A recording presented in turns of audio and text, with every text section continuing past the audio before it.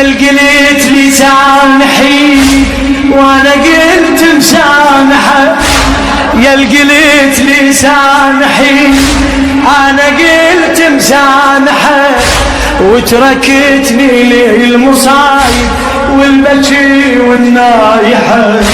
اليوم اذا ما تعتنيني ترى احساسي تجرحك، عالقبر سمعني صوتك وانت